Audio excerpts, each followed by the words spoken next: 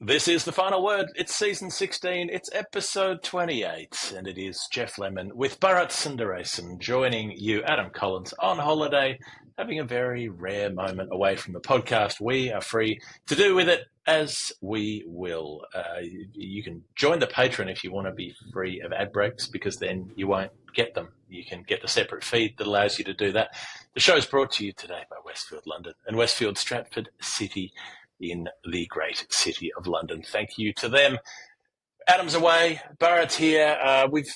It's been like a lot of Olympics this week. It feels like a less heavy cricket week and a more heavy Olympic week, because you've been doing all kinds of crazy shit. Basically, every time I've messaged you over the last 7 days, you've been awake, no matter what time, even though I'm on the other side of the world.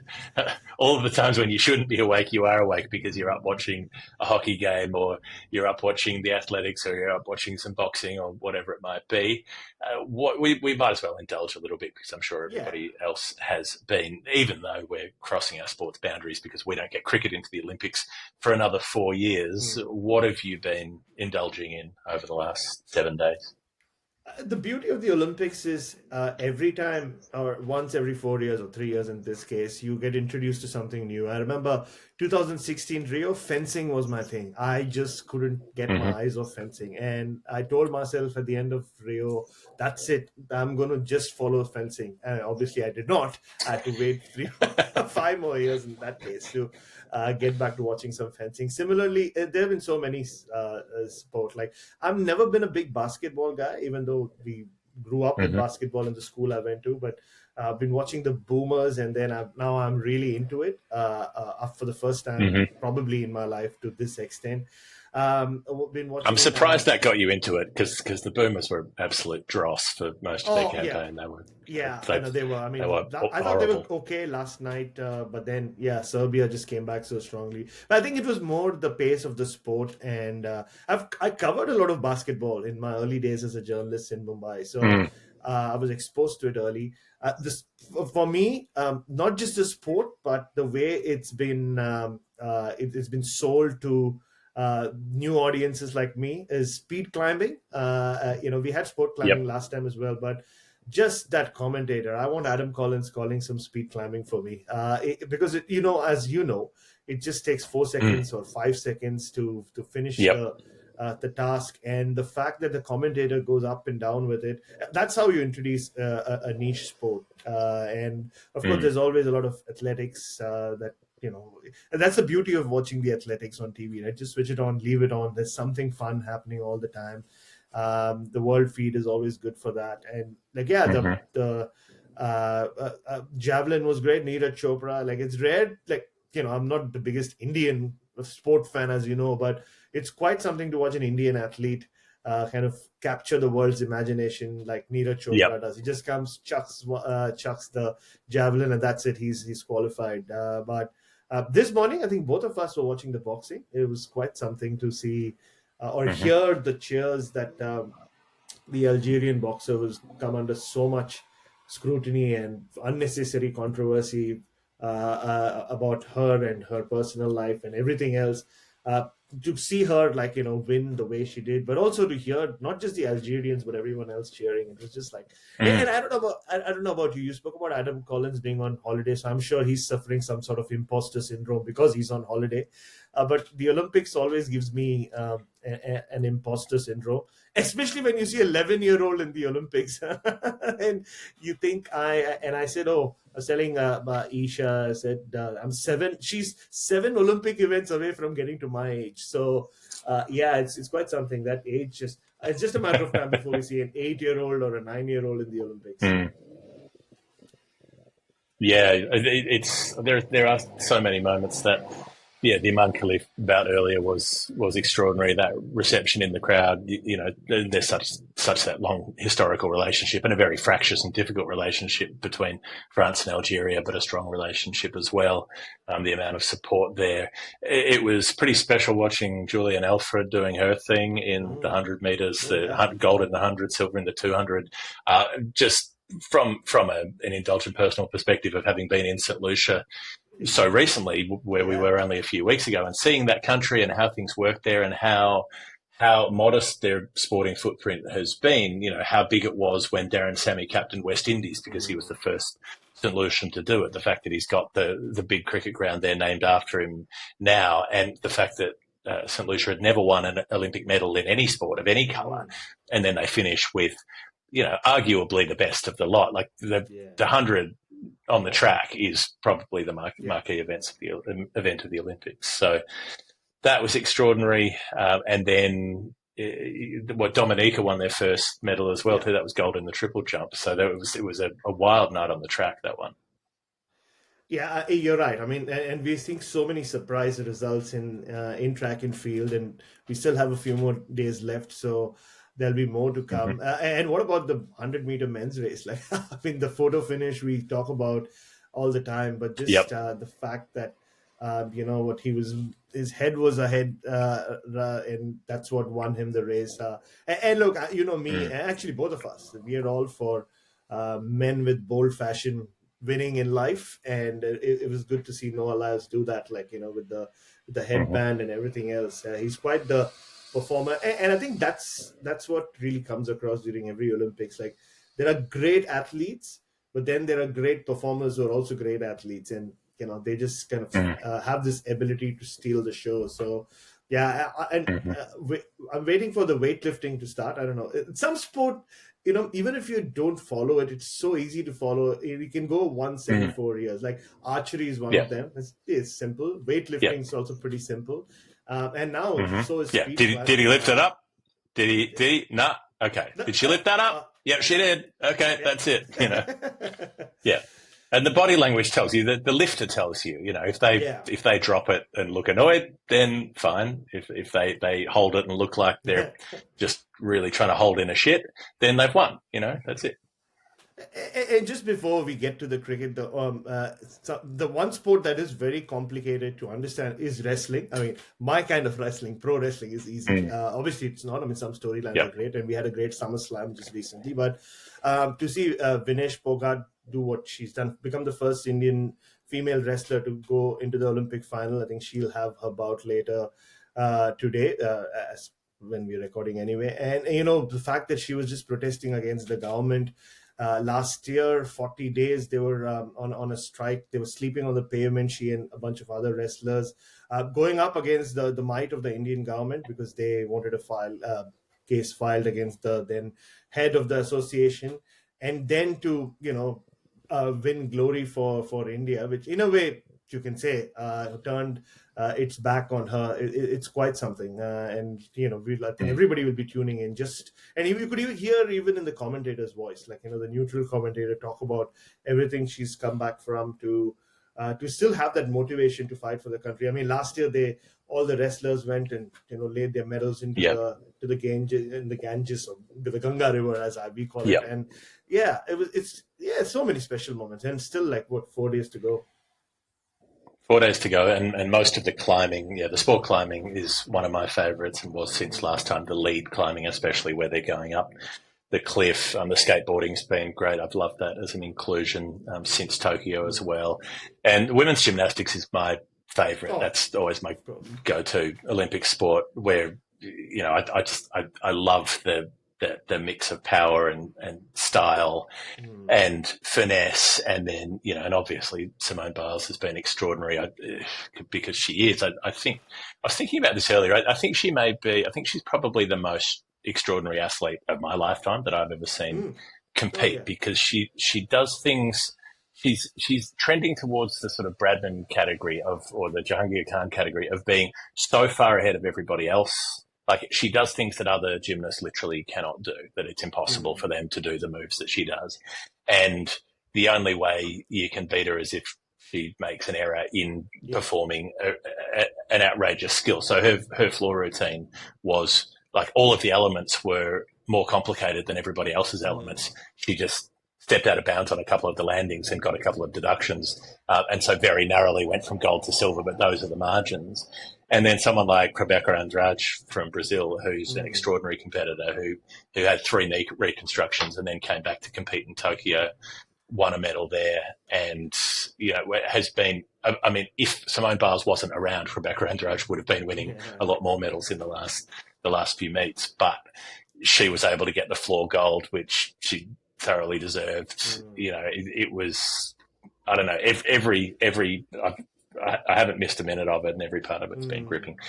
But that's probably enough Olympics chat. We should probably get on with the show that we have to get on with, because we have other things to talk to.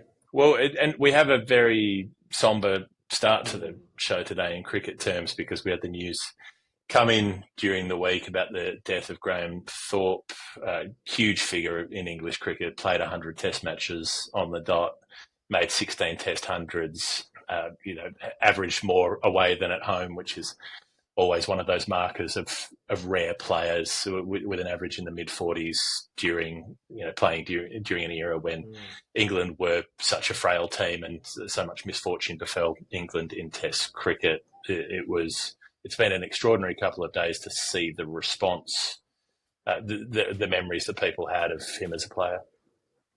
Yeah, I mean, I was just watching all the Sky Sports clips of everyone from, his former Surrey and England teammates like Mark Butcher and Dominic Cork and Michael Atherton talk about, their times with him as a teammate. And then, Stuart Broad and Ben Stokes spoke about how, he was a hero as a left-hander, and just like, this Englishman who put his body and mind and everything he had on the line for English cricket as a player, and then how influential he was as a coach to them, as an England A coach, and then obviously as the batting coach for quite a few years. And he was the batting coach when England last came to Australia for the Ashes, and so I got to see a lot of him, hear a lot of him in the nets, as I generally do, and it was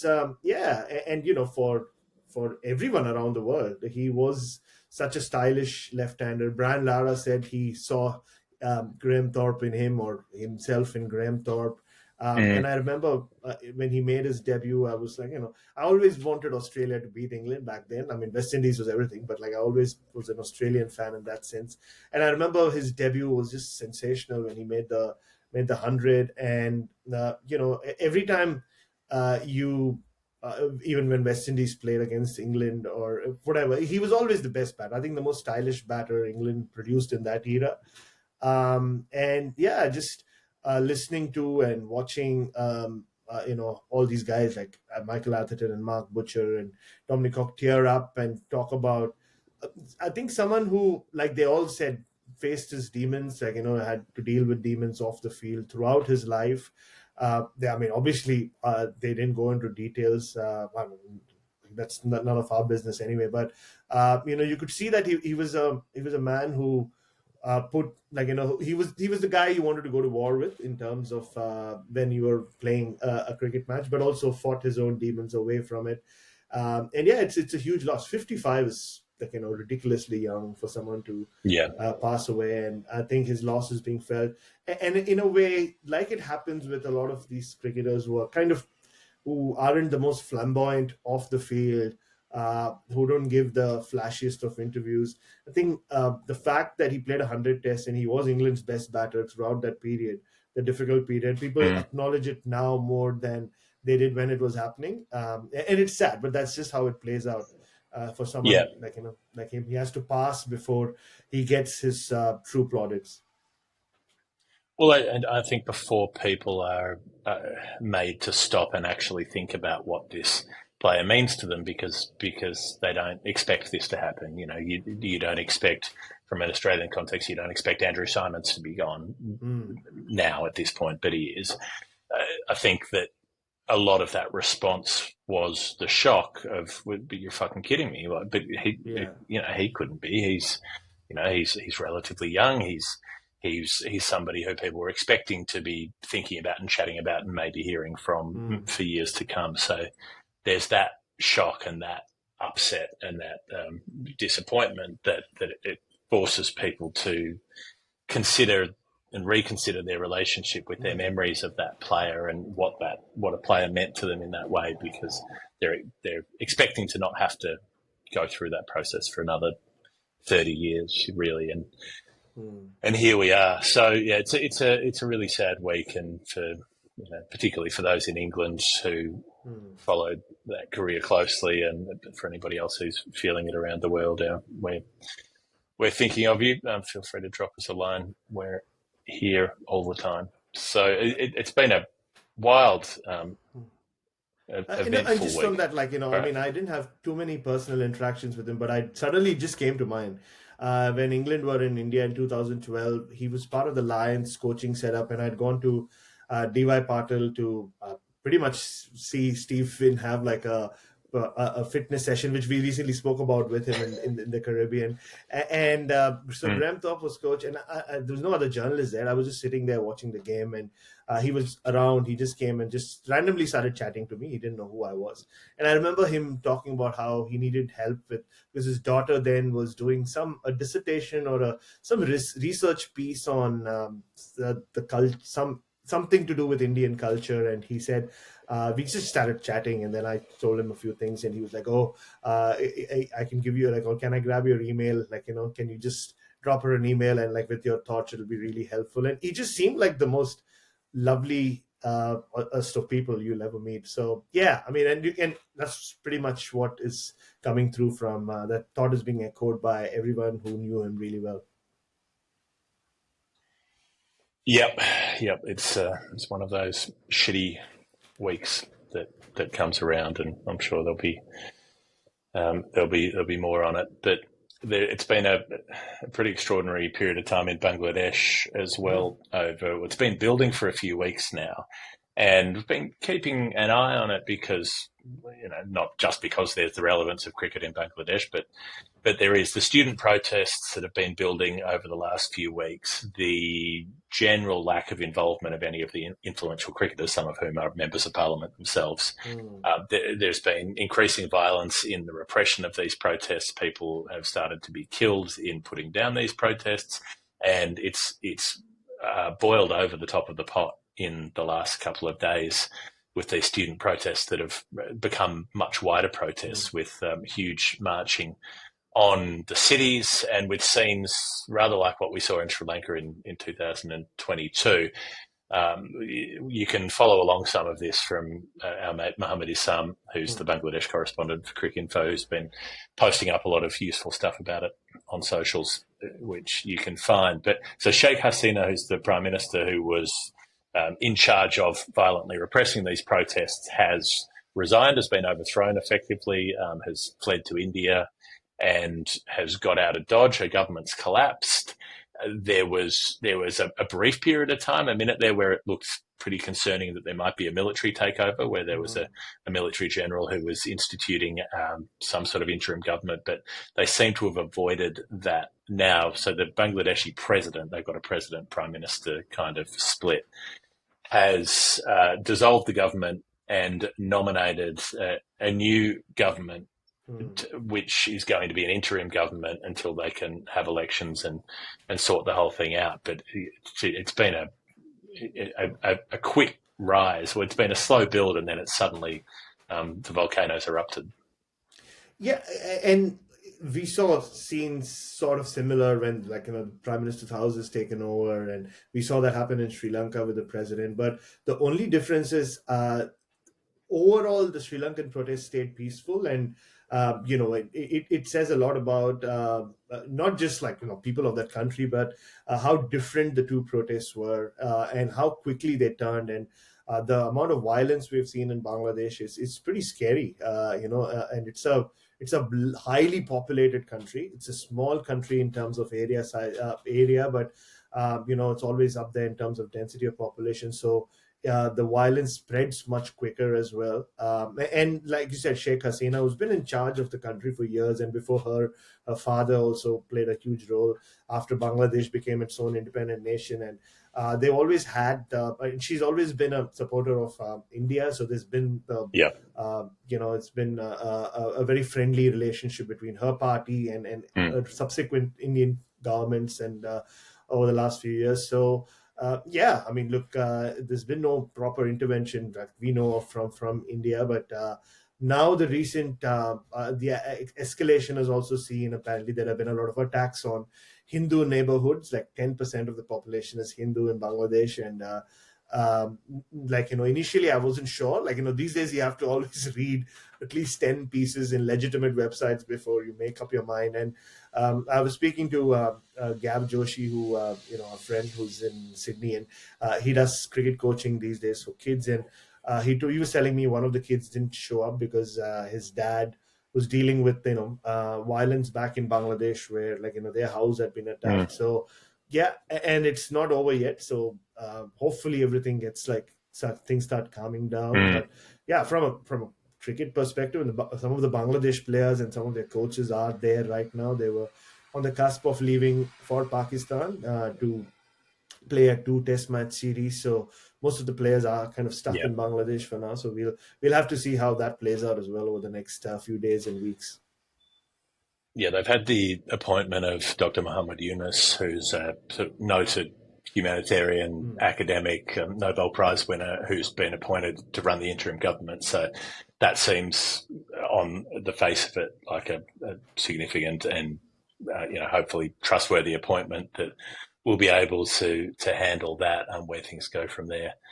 Is anybody's guess. From a cricket perspective, DFAT from an Australian point of view and a bunch of other government entities from other countries have issued travel advisories not to go to Bangladesh and so on, which is relevant because in a couple of months, less than 2 months, they're supposed to be hosting the Women's World Cup, the T20 World Cup, on the women's side of the competition, which starts in that first week of October. So we're within 2 months of that now. It would be, it's a curious sort of thing where the overthrow of a government that is killing protesters is seen to be, it was safe while they were in power, but it's not safe now that they're not.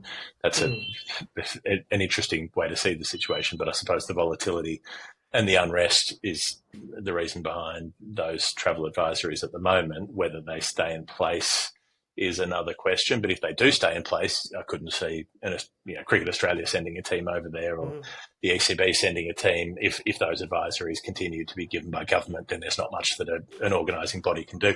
Even if the advisory shouldn't be given, even if it is specious, even if it is, there are rules for some and rules for others in terms of travel advisories when it comes to particular countries and, shall we say, the demographic makeup of those countries. You tend to get different outcomes. But there's the real possibility at this point that tournament, which was going to be quite a fillip for Bangladesh to host a major ICC tournament on its own, not shared with India, getting a few games on the side or whatever it might be. If that has to get moved, it could be moved to India, could be moved to the UAE, which seems to be where everybody's postponed cricket tournaments get shunted off to. But yeah, there are options. They could try the Sri Lanka option, but it'd be a real shame for Bangladesh if it doesn't get played, if it can't be sorted in the next few weeks. Yeah, and I think I just read a report earlier this morning where it says that India has been sort of nominated as the replacement venue, the reserve venue. But you're right. At a time when the Bangladesh women's team's also kind of having a good run off it, you would want and there's been a good decent build up as well to this World Cup. So just that last minute shift, even if it's just next door in India, it won't be the same. I mean, it'll still be a big event, but yeah, you want Bangladesh to have that kind of event, when the men's T20 World Cup happened there, 10 years ago or so. That did, add a lot of energy to cricket in Bangladesh. Well, look, on the plus side, if it is India, 2 months is about the usual amount of time that the BCCI uses to plan an ICC World Cup. That's correct. It'll be pretty much part of the course. Yeah, they'll pull it together. It'll be just fine. News from Australia. Nick Hockley, the CEO of Cricket Australia, is going to finish up after the upcoming Australian season, so end of February or the start of March, whenever that might be, which I suppose will be around about Champions Trophy time, which will be another interesting tournament to see if that happens where it's supposed to happen in Pakistan. He will have done just about 5 years, not quite 5 years by that point. He's done a decent job, I think, broadly across the board. If you remember that he was in there to run the T20 World Cups in Australia, the men's and the women's that was supposed to both happen in 2020. He got the women's final away just in that week before COVID, or about 5 days before sporting events started being cancelled for COVID in March 2020. They got 86,000 into the MCG for that, which was a triumph. And then, what was it? Was it a few months later that that Kevin Roberts got sacked effectively by Cricket New South Wales, and Hockley was appointed as an interim CEO. He spent a year being the interim guy, and then eventually got the job full time. So all up, it will have been, 4 years and 9 months or whatever it is. By the time he wraps up, he had that COVID, came in during COVID, had the COVID summer as his first assignment, keeping that Indian tour on track when it was the most difficult one to keep going during that summer. And, that was, I suppose, showed his ability to handle a crisis. And he did it without, ever raising his voice, or he just did it. And speaking to people who were within Cricket Australia at that point and around him, they said you needed someone like Nick Hockley and his temperament to deal with the fickleness and the ever-changing environment of that series. And there were protests against going to Brisbane and Sydney, and I contributed to it in my own way, as you know. Yep. So you did. And I just basically wanted to make sure that I was at all 4 tests. Sorry, by selfish reasons. Yeah. But he kind of held his own, and there's this famous story that I've heard, and it was in the last book I wrote about that series, where he told the guys, that the Indian team, that, okay, look, a flight is going to leave for Brisbane. The Australian team is going to be on it. It's up to you guys whether you want to board that as well. So I think he held his ground. We saw him at the SCG. I think you guys went to the gala. There was a meeting on the sidelines. He held his own there and got it done, got the job. I think that's going to be his biggest, the thing that will sum up Nick Hockley's career will be he got the job done. He wasn't the most flamboyant of people. I would hear him on SEN every morning during the test series, or not every morning, one morning every test match. Every morning would be quite something. Could have been such the wisdom and experience of Nick Hockley. Nick Hockley on a Monday morning. And so, so he came under a lot of scrutiny. There was a lot of pressure on him. There were so many controversies he had to deal with just when he was being celebrated for having run that India series so successfully. The whole Tim Payne thing happens, and hastily they have to appoint Pat Cummins as coach. Fast forward a few months, and the whole Justin Langer thing breaks out, with the coaching saga. But he's still in between all of that, played a big role in Australia going to Pakistan, Australia staying in Sri Lanka. And then, again, every time Nick Hockley thought, okay, I'm going to get a free run of just kind of just enjoying my something success. Easy. Yeah, it hasn't been easy. And there was the David Warner captaincy thing that erupted towards the end of 2022. Sure. But yeah, I mean, he's always he's always been a very affable man. I bumped into him just after the World Cup final in Barbados. I was just walking around to see the Indian celebration. He was there. He'd been there as a spectator, just watching the cricket. And yeah, he was at that point very excited about the upcoming Indian summer. He said, we have so many special plans. And also, I guess you also have to mention, he played a big role in, at least trying his best to enhance the inclusivity around Cricket Australia and Australian cricket. So he set up the Multicultural Ambassador program, of which, as you know, I am one. And then, and just attending those meetings and just speaking to him over the last few years on the sidelines about it. His heart is in a good place. He wants to, make cricket more inclusive in Australia. And he's, they've taken baby steps, a long way to go. But yeah, I think he'll be remembered for a lot of things. And basically, like you said, dealing with, a lot of bumps along the way. But yeah, he did it, I think, without losing his smile. Yeah, there were things that would have derailed other administrators that didn't. He also managed to get an MOU, the Players Pay Agreement, through with almost no comment whatsoever, compared to the absolute circus and just the self-destructiveness of the edition in 2018, 17, whenever it was. Yeah, when the previous one was a fucking disaster. It was so badly handled, and Kevin Roberts was front and center of that, and somehow still got the CEO's job, and then didn't have it for very long. There was all that trouble with Channel 7, with the broadcaster trying to sue Cricket Australia and all of this nonsense. I don't think it was necessarily a great result that they decided to re-sign after all of that. I think that probably should be enough to tell you that you don't want to be partnered with that organisation, but at least that their legal department was something that you couldn't rely on. That they went ahead and went back to that anyway. There generally seemed to be, and some of this was reflected in the interview we did with him 6 months ago or whatever it was, a general acknowledgement that you had a responsibility to the wider world, and I think a little bit of progress was made on that, but not much, not enough. I wish he'd done more on that in the time he had, because I think there's no guarantee that the next administrator will follow through. So, perversely, them refusing to play Afghanistan was something of it was taking an ethical stance. So he was at the front of, I think, that decision-making about the Afghanistan boycott and following the Australian government advice, or pairing with the Australian government to do that. But they did get Zimbabwe over to play some one-dayers. They were going to play Ireland, and they'll now play Scotland instead. So there have been a few little bits, but I wish there'd been a fair bit more. I wish they'd moved more dramatically on that, so that more of a precedent was set that whoever came in next needed to follow up on it. Yeah, that's the responsibility. And who is it going to be next? Even though I read a piece which said there's going to be a worldwide search for the next CEO for Cricket Australia, and I love. Well, that's what they said last time.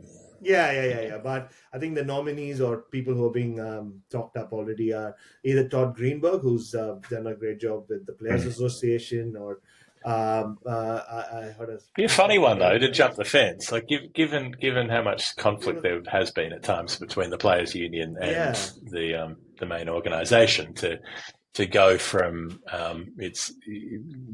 don't know if it's not really poacher turned gamekeeper, but maybe it's gamekeeper turned poacher. I'm not sure. Yeah.